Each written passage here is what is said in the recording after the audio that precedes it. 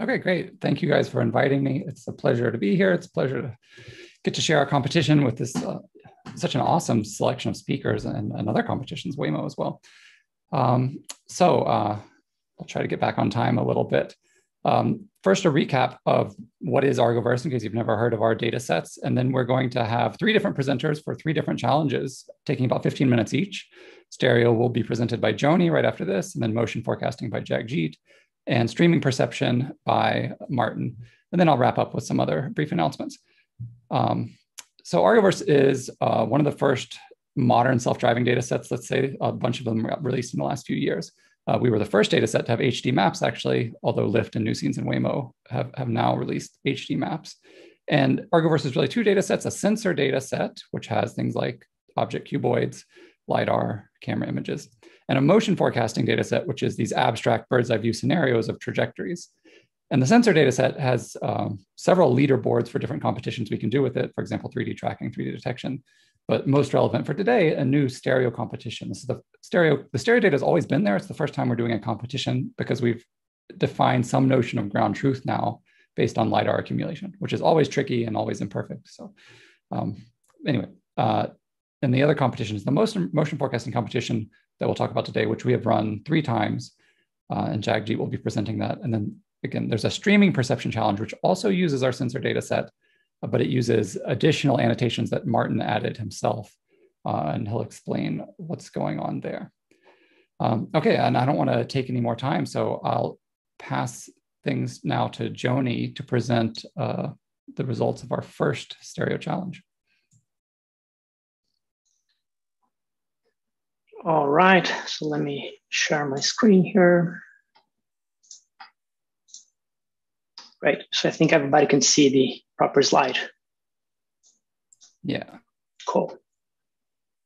So hi everyone, I'm Jhony and I'm a research scientist at Argo AI, and I'm gonna present the results of our first ever Argoverse stereo challenge. So some cool results to show you guys. Oops. So the first thing I want to do is to talk about the Argoverse stereo data set. So our stereo data set is based on the Argoverse 3D tracking data set, which has high resolution stereo images that was sampled at 5 Hertz and that can be synchronized with the LiDAR point clouds. And inspired by the Kitty stereo data set, actually, we also accumulated the consecutive point clouds to densify the ground truth depth maps. Otherwise, would have pretty much like sparse depth by projecting a single LiDAR onto the frame. However, we did not rely on vehicle CAD model fitting as Kitty did to handle the dynamic objects in the scene. We instead used our recent scene flow method to non-rigidly register the point clouds without any priors. And with that, we could create ground truth depth maps to for the high resolution rectified images that we have available in the Argoverse data set. So if you look at the distribution plot here, where the x-axis is the depth in meters and the y-axis is the number of rays, or the number of ground truth depth available in our data set or in the Kitty stereo we're comparing against you, we can see that the Argoverse stereo in blue has significantly more ground truth information than Kitty stereo. In fact, the Argoverse stereo is about 16 times bigger than Kitty, and it covered longer distances. The data set is publicly available, and if you guys are working on stereo, please consider using it. Now, the idea of the stereo challenge is to motivate research on stereo models that are accurate, lightweight, and fast, given the high resolution stereo image that we made available. The participants submitted their results on our test set in which the ground truth is not available. We've withheld the ground truth for the test set. And for the evaluation, we use the open source Eval AI platform, which is a great platform for this kind of competitions. And we had about 260 submissions from 49 teams, and the leaderboard has about 30 entries. So it had a good motion in this challenge, considering the stereo community to be such a small community. Also, the leaderboard will remain open, so feel free to submit your results for evaluation at any time. So here's the public leaderboard, and the top 5 teams we'll be discussing next a little bit. For evaluation, we use the standard stereo metrics that we define as all, which is the percentage of disparate errors averaged over all the ground truth pixels. FG, which is the percentage of disparate errors averaged over only the foreground regions. We released these masks as well, so you can easily identify the foreground objects. And the background, BG, is the percentage of disparate errors averaged only over background regions. And we count a disparate error if the absolute error between the ground truth and the prediction is greater than a threshold. And we define the threshold as 3, 5, or 10 pixels. And the relative error is greater than 10%. So the lower the matrix, the better. And we rank the leaderboard by the 10 pixel threshold. So the winner is clearly the MSMD net team. Congrats to their effort, but also congrats to all teams for their effort and participation in our challenge. We got some tech reports from MSMDNet for fun and NPUIAP stereo. And so I'll next give a very brief overview about their methods, given we have a short time to do that. Okay, so let's see what the winners did. So they proposed this MSMDNet V2, which is an improved version of their work, deep stereo matching with multi-scale and multi-dimension cost volume. So basically, given a stereo image pair, the model extracts features at multiple scales, aggregates all features in a multi-dimensional cost volume, and performs a refinement on the disparate map using a 3D warped correlation volume. So if you guys are interested, please have a look at their paper for the details. The Forefun team proposed a multi-level aggregation network for high-resolution stereo matching, and they built on top of the stereo state-of-the-art LIA stereo method. And LIA is based on a standard stereo pipeline. So they perform feature extraction and matching, and then they build up a 3D cost volume, and then they estimate the disparate map. However, the authors of LIA performed this neural architecture search to find the optimal stereo matching architecture. Still, LIA is not lightweight in any way. So LIA is computationally expensive for high resolution images. And the Forefun team proposed a simple strategy where they split the 4D feature volume in the height dimension to process it sequentially. And it could get some pretty good increase in performance regarding time and memory consumption. So the team NPUIAP stereo didn't send us much information about what they did specifically, but the only thing that we know is that they employ this, their method, the NLCANet, a non-local context attention network for stereo matching. And what's different in their method is that they propose this non-local attention matching module that seems to improve the global matching learning according to their paper. So please check their paper out if you guys are interested. And here's an overview of the methods that we have reports. Also included in the first line, the LIA stereo as a baseline. What we can see here is that all methods train their models on a synthetic data set, the scene flow data set, which is a pretty common thing to do for stereo matching algorithms. After that, they fine-tune their models on our stereo data set. And they also used a bunch of data augmentation techniques. The only method that used multi-scale features is the winner, MSMDNet, which seems to help when using high-resolution imagery. For the cost volume, MSMDNet rely on a multi-scale and a multi-dimension cost volume. Forefun proposed a strategy to split the single LIA cost volume into multiple chunks to better handle the high-resolution input. And NPUIAP stereo used a single cost volume. And most methods use the smooth L1 loss to supervise their methods, with exception to the winner that use an entropy-based loss. And an important advantage of the entropy loss is that it gives the uncertainties of the estimated disparities. And for fun, also used a foreground loss term to, in addition to the smooth L1, to encourage the network to learn better at foreground regions.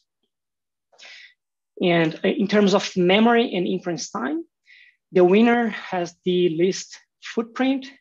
It takes about 14 gigabytes of memory and 1.8 seconds to infer a single high resolution image from Argoverse stereo using a GPU. So this is pretty good, but still not lightweight and fast enough for light applications or real-time applications. So, but hopefully we'll get there.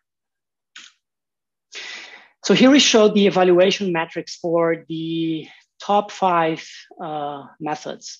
And we focus on the 10 pixel threshold. In the x-axis, we have the top 5 methods. In the y-axis, we have the percentage of disparate errors averaged over different regions. The blue bars are the metrics for all regions. The red bars are for the foreground regions, and yellow bars for the background regions. Clearly, the winner MSMDNet outperformed the other methods in all metrics.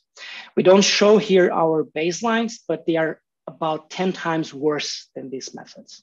In fact, our LIA baseline is 10 times worse because we got their pre-trained weights on the SyncFlow data set and the weights of the fine-tuning on the Kitty data set and just try to see how it would adapt to a new domain, and it performed pretty poorly. So these plots show the performance of the top 5 methods by range, evaluated on all regions, foreground and the background. So the x-axis shows the depth in meters, the left y-axis shows the percentage of disparate errors, and the right y-axis shows the number of rays, or the number of ground truth information that we have at different ranges, which is represented by the gray bar plots in the background. So all methods started to degrade in performance after about 100 meters. As you can see, the curves going up a little bit, especially for the foreground objects in the middle plot, as we start to have less and less ground truth depth in those regions. All right, so let's finally have a look at some visuals. Before I play this video, let me just break it down. On the top, we have from left to right, the stereo image, the left stereo image as a reference, the ground truth depth, the ground truth overlaid with the image, and the winner method. On the bottom, we have the other top 4 methods. So let me play this. Hopefully you guys can see in high resolution. And note how the scene is dynamic, and we have multiple moving objects, multiple vehicles moving around. And most methods estimated this piecewise smooth depth maps, which is pretty cool. So here I paused on a single frame so we can have a better look at this, this comparison.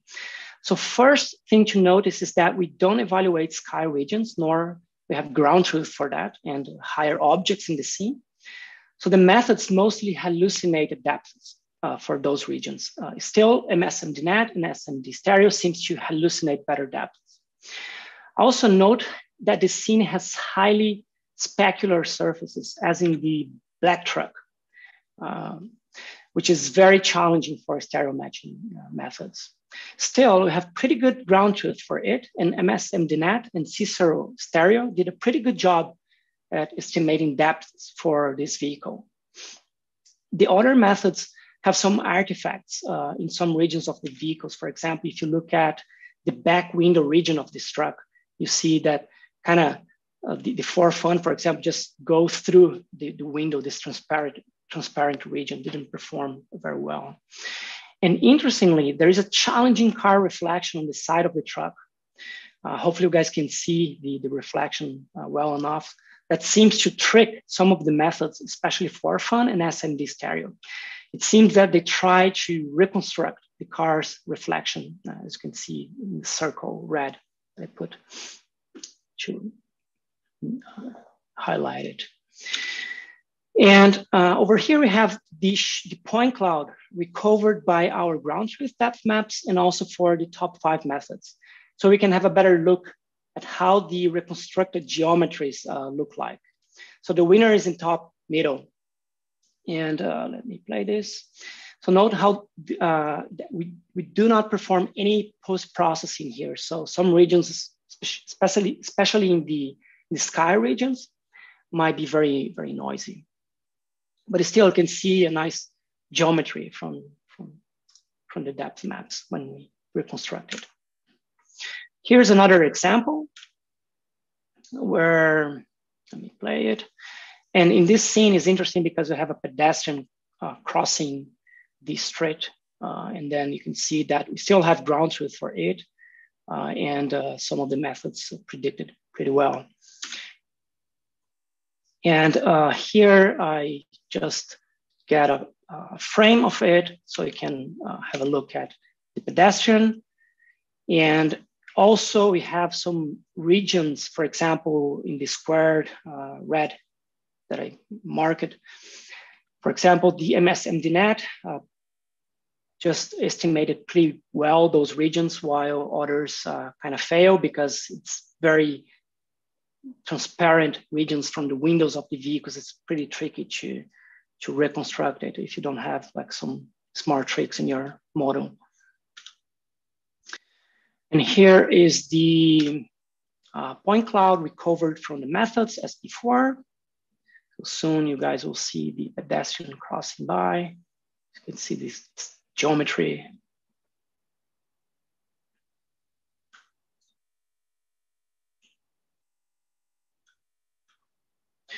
And here's another example, which is interesting because we have like this heavy truck also passing by, and we have ground truth for it. And some of the methods can estimate it in a smooth way. And here is just a snapshot of the video. So you can see how, for example, the MSMDNet predicted the truck. And here is the point cloud for it. We can see the nice geometry that we can recover from the truck region, for example.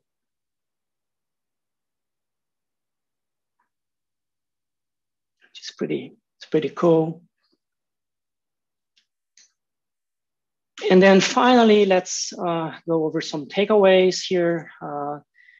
Definitely some deep stereo methods are still far from being lightweight and fast enough for deployment in, for example, real-time mobile systems. Most methods employ these 3D or 4D cost volumes, which are computationally expensive. But still, that's what we get, the best accuracies so far.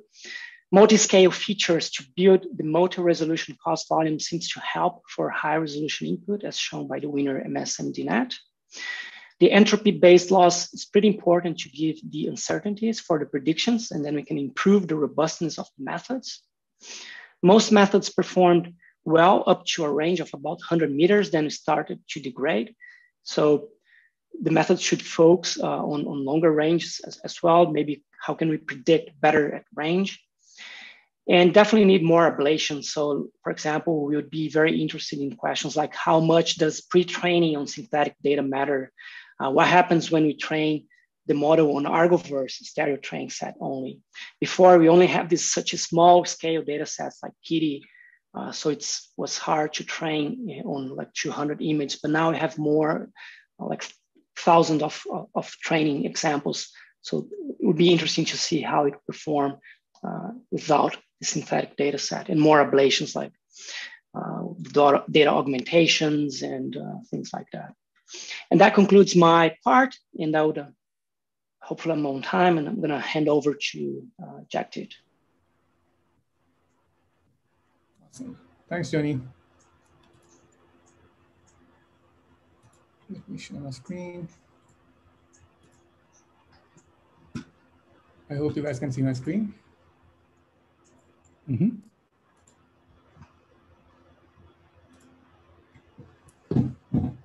Okay. Hi, everyone. I'm Jagjeet.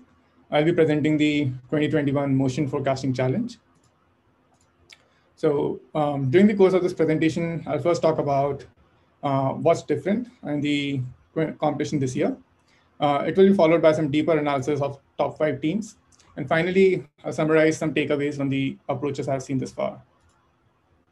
Start with, this plot shows the number of submissions we have obtained on the Argoverse leaderboard over time. So the newest 2019 competition and CVPR 2020 competition, we saw active participation, but CVPR 2021 has seen the maximum participation so far.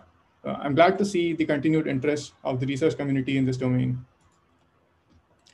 We'll be using these notations throughout the presentation. So the orange here refers to the focal agent's observed trajectory, red refers to the ground truth future, and green refers to the multiple forecasted trajectories. The 3 metrics I will talk about are as shown. So I have the min FD, which is minimum final displacement error.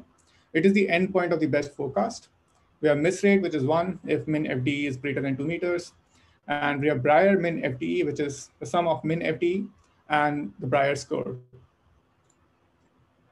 So if you have been following the competitions from previous years, you might already know this. In 2019, we had min FDE over 6 forecast as our target metric. Intuitively, it rewards methods that have low endpoint error. In 2020, we switched to miss rate as a key metric, which rewards methods if their endpoint is never too far away from the ground truth. And this year, we use Brier min FDE, which rewards for accurate forecast as well as accurate probabilities. So far, we have received submissions from 229 teams. And since we announced the CVPR 2021 challenge, 70 teams have submitted during that phase. And this is the final snapshot of the leaderboard. I'll be talking about the top 5 teams here during different points in the presentation. Before we jump into that, this is an important observation I would like to make. So even though in 2021 competition, we're not using min FDE or miss rate as the target metric, the methods still significantly outperform the best methods from previous years. This just shows that methods this year were not just overfitting to a particular metric, they're better trajectory forecasting approaches in general. In fact, the winner of 2019 and 2020 challenge is currently 66th as per Brier min FDE and 19th as per miss rate. Coming to the exciting part, here are our 2021 winners. It was a very close call at the end. As per the position of the leaderboard, we have Team QCraft as the winner, and they will be awarded $2,000. We have 2 honorable mentions. They were selected based on the novelty of their work and how they performed in difficult traffic scenarios, which I'll be talking about later. So a huge congratulations to all the teams involved here. Next up, we'll be briefly explaining the approaches of some of the top methods. I apologize if we are not investing too much time on the methods, but hopefully it conveys the novelty and the highlight of each of the work. So starting with Team QCraft, this team shared their own video of the presentation, which is about 2 minutes, so I'll just be playing that. Hello everyone. Hopefully the sound is also there. I'm Fang Da from QCraft, and we're here to briefly discuss our submission. Our main technical innovation is a new long-range graph attention mechanism for encoding lane graphs in the HD maps. This work is currently in submission for peer review, but we will try to outline the main idea here. The design is motivated by our observation that lanes in urban areas can form very complex arrangements from combinations of basic interaction types such as neighbors, successors, and predecessors. And in these arrangements, lanes would often interact with other lanes that are not directly connected to them. For example, in Argoverse, there are many scenarios where a car finishes a turn and enters a lane that's not connected through the turn. Here's another scenario where a car is about to finish a shallow merge. Here it could be interacting with traffic 2 lanes over to the left. Existing GNN structures such as graph convolution and graph attention would treat these non-local interactions as composition of local one-ring interactions. But these interactions are conceptually different, and such a composition doesn't really make sense.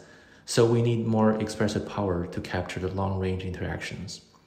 This motivates us to develop a more flexible graph attention mechanism using the connectivity path between lanes. We find that encoding the HD map using this new graph attention gives us a significant boost across all metrics. Our overall prediction framework is built on top of Uber's lane GCN work. In addition to using the new graph attention we just talked about, we also changed the trajectory classification loss to a negative log likelihood loss on a Gaussian mixture model. And we built a model ensemble using k-means to aggregate the trajectory modes. We find that these two changes didn't make a whole lot of difference on ADE and FDE, but they improved the trajectory probability prediction, and so they improved the Brier scores a lot. That's all of our report today. Hello everyone.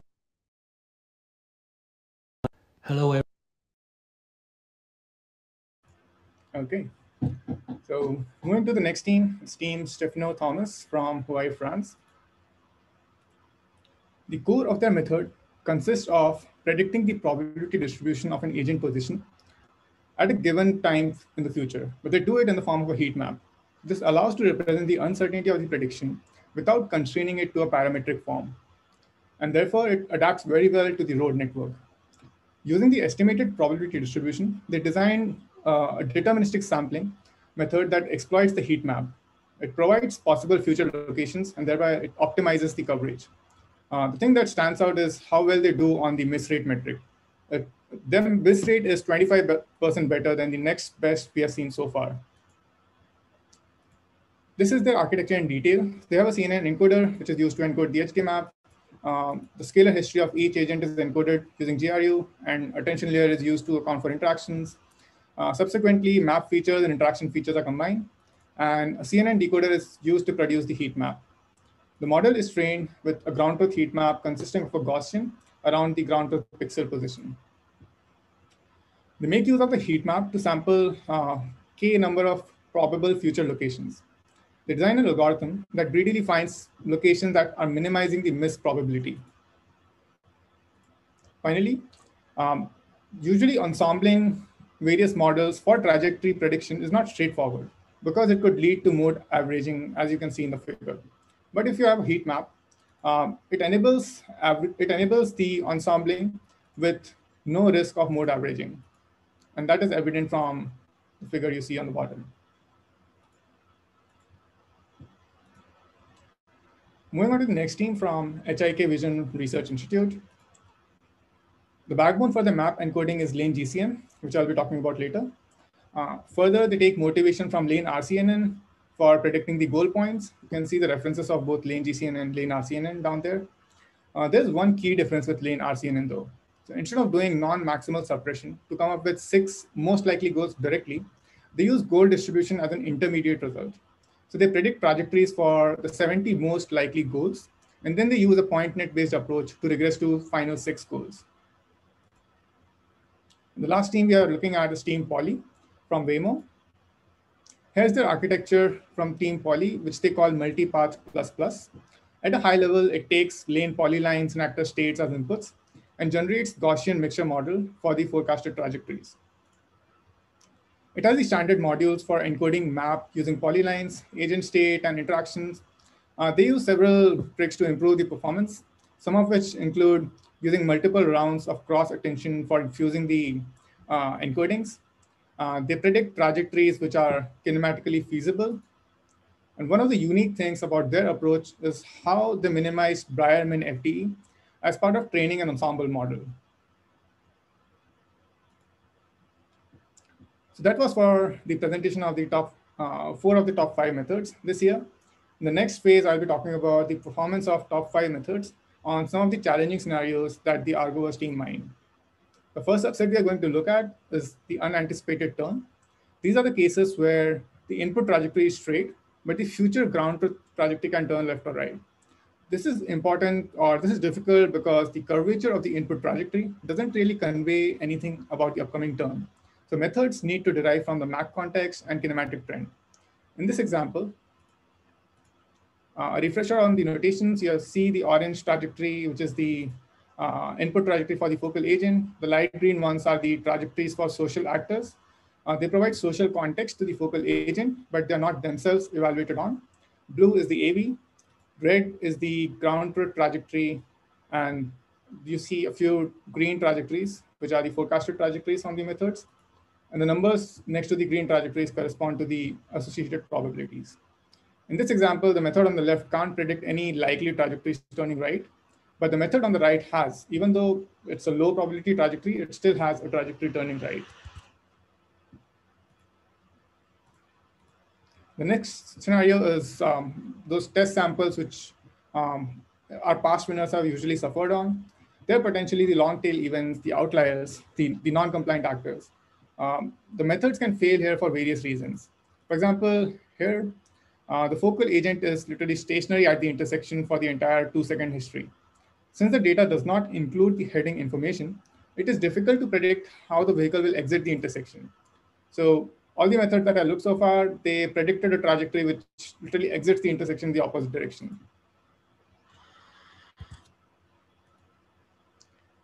The next one are the cases where focal agent has a high acceleration or deceleration. The methods need to implicitly capture different reasons for which an actor might slow down or might accelerate. Example here, you see the focal agent crossing an intersection, and it decelerates and queues behind the lead vehicle. One of the methods, that is one on the right, is able to predict that queuing behind and slowing down behavior, but the one on the left is not able to do that.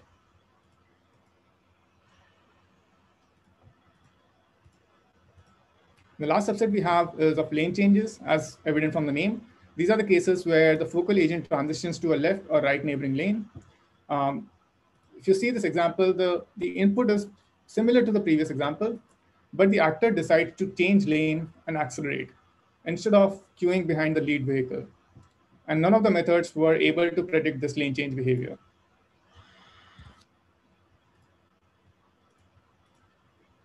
This is the summary of the performance of 2021 winner on as per Brier-Min FD and Min FD on the full test data set on the leftmost, and these difficult scenarios, subsequent bar charts. Some subsets have very high errors on the metrics we chose, and some don't. But solving these cases is imperative to deploying self-driving cars which are safe and reliable. We probably need more expressive metrics for some of these cases, but these plots do convey that there is still a large scope of improvement in motion forecasting, especially in scenarios like these. Finally, I'll talk about the takeaways from each of the top 5 methods. If you're working on motion forecasting, you can consider trying out these suggestions to improve the performance of your methods. One thing that stands out is the emphasis on graph-based approaches for encoding the map information. Argoverse provides an HT vector map, and teams have come up with clever ways to encode that. Last year, Lane GCN, which is a paper by Uber ATG, they proposed a design which captured the topology and the long-range dependencies which are there in the road network. It had the best Min FT in the 2020 competition. This year, 3 of the top 5 methods built on top of Lane GCN. So it is exciting to see how previous methods are helping new methods push the state of art even further. Some miscellaneous takeaways. First, ensembling helps. For heat map-based methods, it's intuitive how to implement, but it is also possible for non-rasterized parametric methods. One of the teams used k-means as part of ensembling. The other team, Poly, that I talked about, they used ensembling while optimizing the Brier-Min FT. So it's neat to see how different teams have used ensembling as part of their training. Secondly, if the model, you can have the model predict in 2 stages. First, predict the goal, then predict the trajectory condition on that goal. So if your architecture allows it, it's definitely worth trying. Thirdly, put more thought to handcrafted features, particularly if they are relative to the local lane. The multiple papers in the past have shown the importance of doing that. One of the teams this year found that simply adding the velocity along and perpendicular to the lane gives them a boost compared to the Lane GCN baseline. And finally, many teams have demonstrated that it is easy to optimize a target metric as part of the training. So you need not constrain yourself to customary L2 loss or negative log likelihood while training. If you have a particular target metric for your domain, you can think of how to incorporating that as part of the training. That's all we have from the motion forecasting competition this year. And once again, congratulations to all the winners from this year. Thank you. And I'll pass it on to Martin.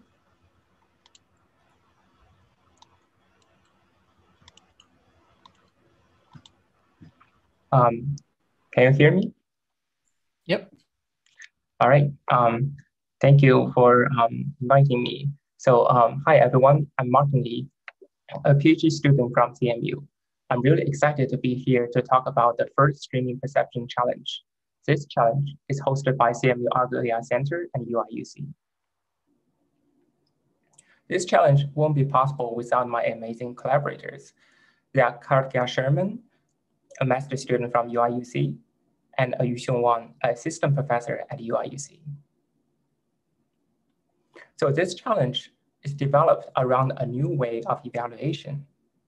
On the left is a standard evaluation where the nice looking visualization hides away the fact it might take a long time to run the algorithms. Are you guys seeing the videos actually? It's not great. Okay, let me try to restart the presentation. Sorry about that.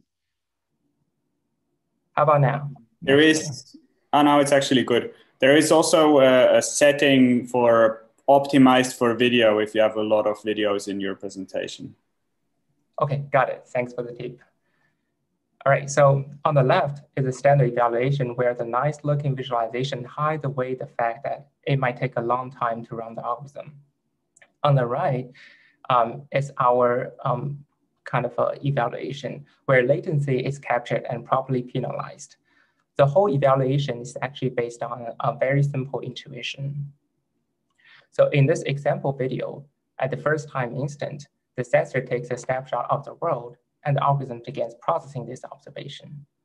At the second time instant, the algorithm finishes, but the state of the world has already changed. So the evaluation we used in this challenge is the streaming evaluation. It was introduced in the 12th streaming perception paper, which got the Best Paper Honorable Mention Award at ECCV 2020. So streaming perception is a term for real-time online perception. And what's cute about this evaluation is that accuracy and latency are coherently evaluated in a single metric. So you don't need to manually assign artificial weightings like 0.6 for accuracy and 0.5 for latency.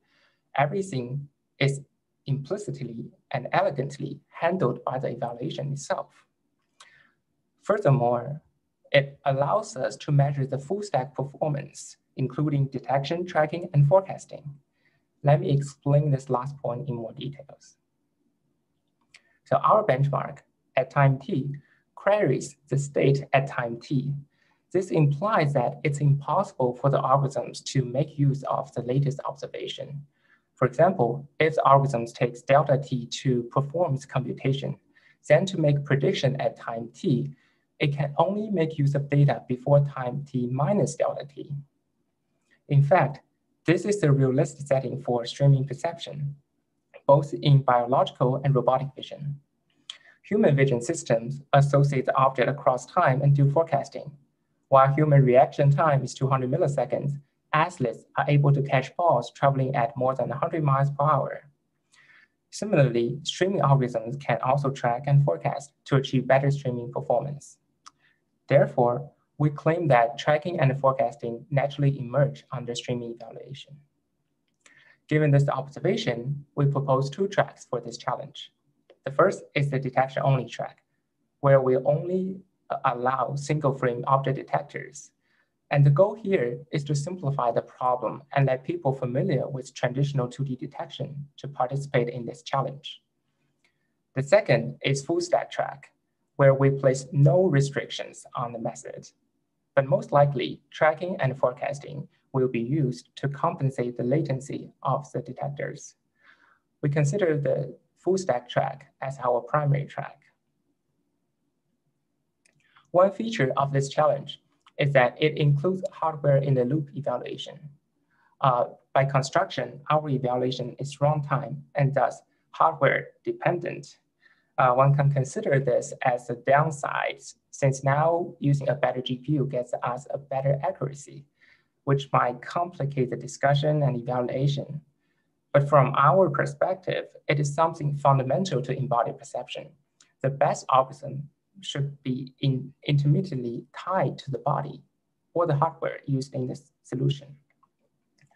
To create a fair competition, we need to standardize the body.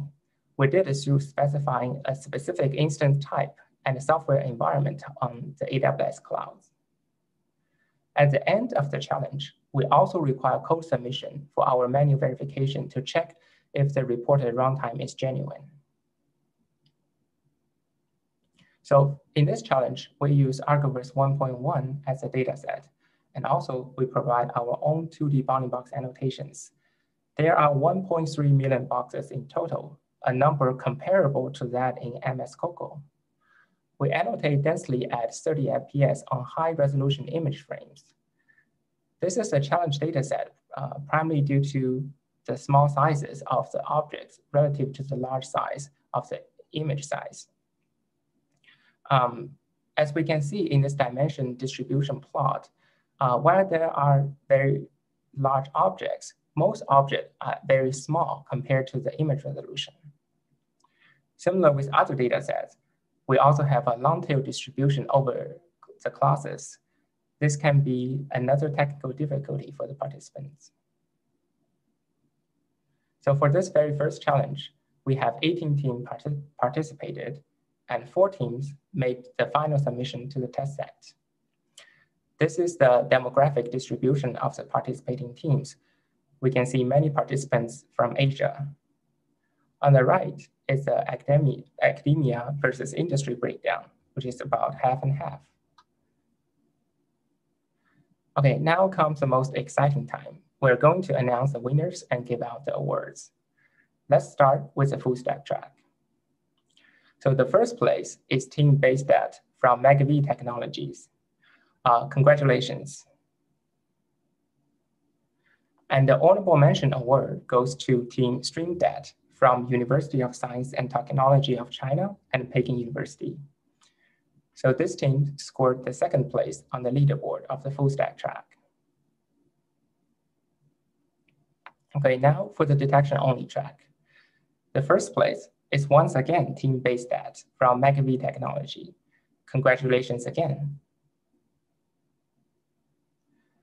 The honorable mention award goes to Team Chanakya from Microsoft Research India, and they have developed a reinforcement learning method for tuning the trade-off. And you will see in the presentation in a bit. So from all the technical report submissions, we actually found some interesting technical observations. First, many participants has adopted this ULOV5, and they built their methods on top of it. That suggests that ULOV5 is a nice starting place for efficient object detection. And also, many people adopted Streamer, which is an algorithm introduced in the TWAS streaming perception paper. It's composed of dynamic scheduling and asynchronous common filter forecasting. It helps to boost the performance of the full stack track. Also, we noticed from the report that reinforcement learning can be used to dynamically determine the detector and the input scale. So that means you don't need to fix your detector throughout your entire inference. And all technical reports will be available on the challenge website. So now let me welcome the presentation of the first team, BaseDat. They won the first place in both detection only and full stack track. Hello, it's my pleasure to introduce our solution for streaming perception challenge. We are a base detection team from MegaV Technology. This is our team. I deeply appreciate my teammates' hard work on this challenge. The streaming perception challenge focuses on realistic problem setting of an autonomous driving scenario. We think it's an interesting and valuable setting both for research and industry. The goal is to build a fast and accurate 2D detector for autonomous driving scenario. The larger model typically has higher performance. However, following the rule of streaming accuracy, longer inference time will introduce small serious mismatch. In our empirical analysis, using the I+1 ground truth to calculate the final AP for the I's prediction, can reintroduce 10 AP performance drop. More serious mismatch means unacceptable performance drop. Thus, in the detection-only track, our strategy is to build a real-time powerful detector. The best trade-off is to make the total inference time slightly less than 33 milliseconds. There are two common pipelines, RCN and ULO. We first take the HTTC as the initial solution, along with the ResNest 269 to achieve strong offline performance. However, such a model requires 0.5 seconds for inference, and many customers' operators require extra efforts for deployment.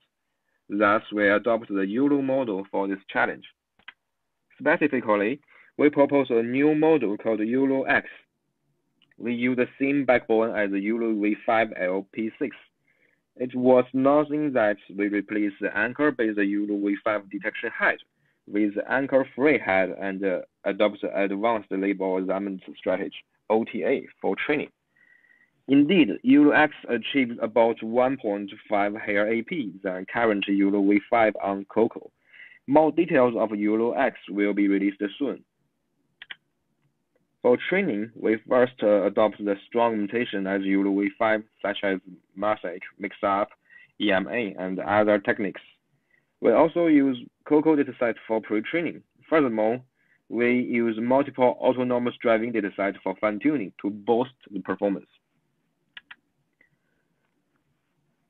To speed up the inference, we fuse the pre-process, inference, and the post-process into one function and use TensorRT to optimize the whole inference process. We report detailed performance here.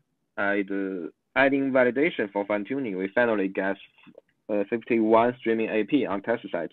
We also report the relationship between inference image size, latency, and performance. Even equipped with the real-time algorithm, there exists 10 AP performance drop. We think leveraging temporal information for forecasting is a promising idea and is worth exploring in the future. Thanks to the host and audience, and wish the WAD a great success.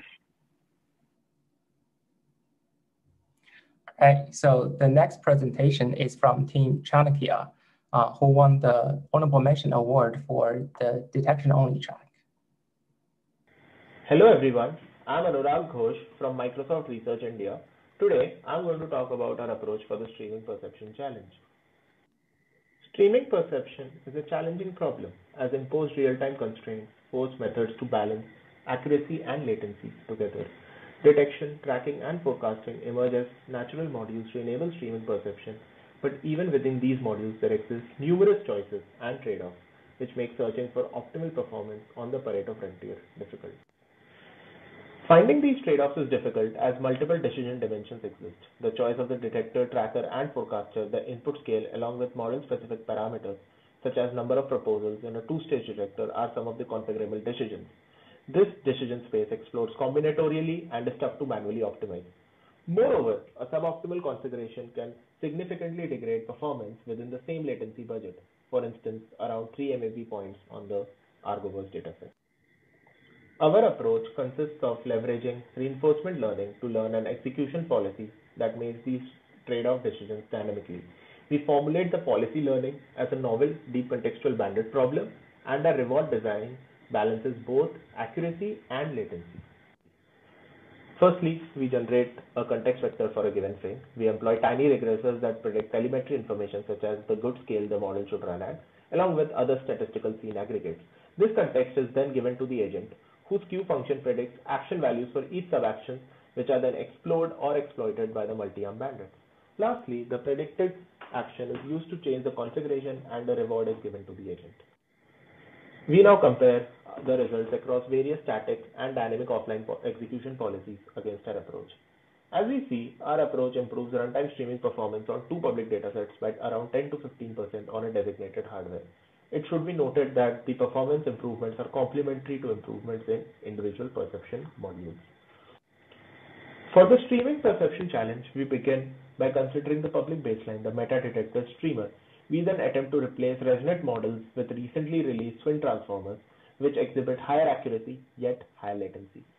We employ our RL approach to learn the trade-off between different model choices, inference precision, input scale, and number of proposals. As you can see, a fixed policy with twin transformer mask arsenal was able to improve the baseline by 39%, and our approach was able to select the optimal policy to obtain a 47% improvement over the baseline.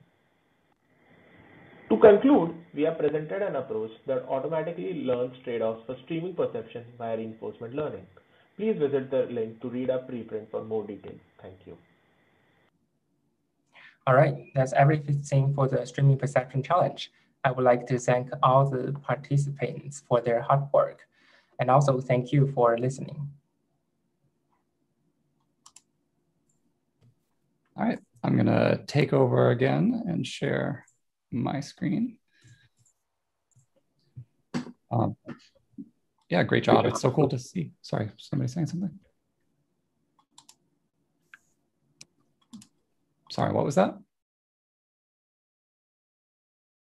Okay, I guess I'll continue. All of these challenges use Argoverse 1.1, which we released 2 years ago, almost to the day. Oh my goodness, the screen just disappeared. And Argoverse 1.1 is, it's been a great success, but it has some limitations, some of which I've highlighted here. The sensor data set, which was the basis of our stereo challenge and the streaming perception challenge, has a diverse taxonomy, about 15 different categories, but really most of those categories are not very well represented. So when we quantitatively evaluate on tracking and detection, we only use 2 or 3 of those categories just because the sample size is too small. A plus is that we have stereo imagery, which is rare among these modern data sets. The forecasting data set has seen a lot of use, but there's not a lot of information about each actor in these scenes. They're very abstract. You just have a centroid. You don't even know the category of the object. The time horizon's a little short, also 2 seconds of observation, 3 seconds of future, and you don't know traffic control measures like traffic light state while you're trying to forecast.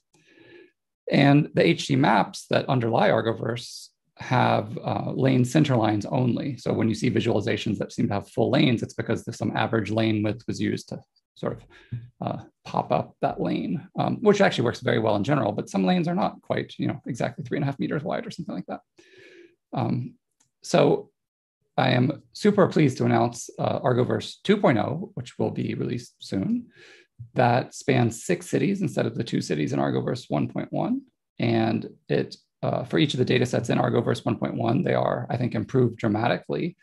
And I'll walk through them individually. And there's also 2 entirely new data sets that I think don't really have equals out there yet. Let me start by talking about the sensor data set. Let me put the quality up on this so it's actually visible. So we'll have a new sensor data set with 1,000 sequences instead of 100, so making it on par with new scenes or Waymo.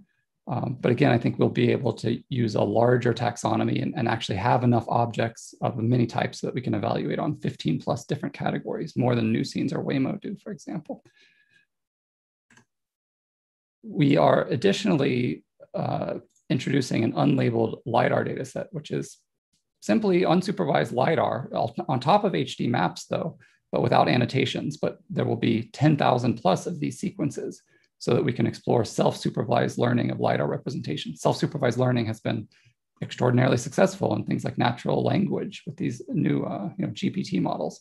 And it's been very successful in images. And it seems logical that we should try that in LiDAR space as well, but there's not really a data set out there which just has a ton of actual diverse self-driving LiDAR data.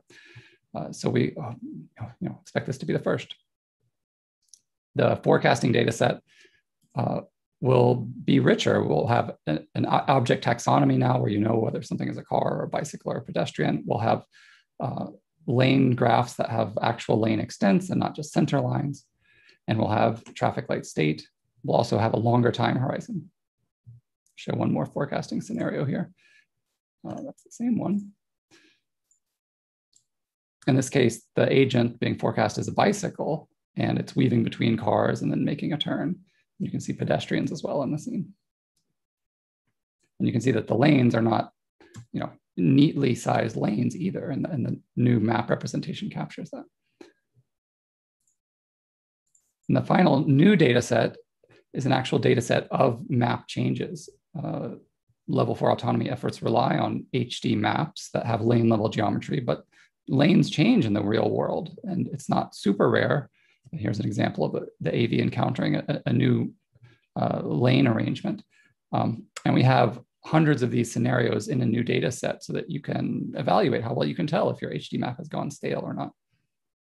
And all of these data sets will share the same HD map representation, which is richer than the one that we used for Argoverse 1.1. It has full lane geometry, it has crosswalks, it has lane marking information about what divides the lanes. It has ground height like the previous Argoverse, but it's higher resolution. So we're excited to be able to announce that finally, and we look forward to people using it in maybe future competitions in a venue like that. Okay, that's all for the Argoverse team. Thank you all for listening.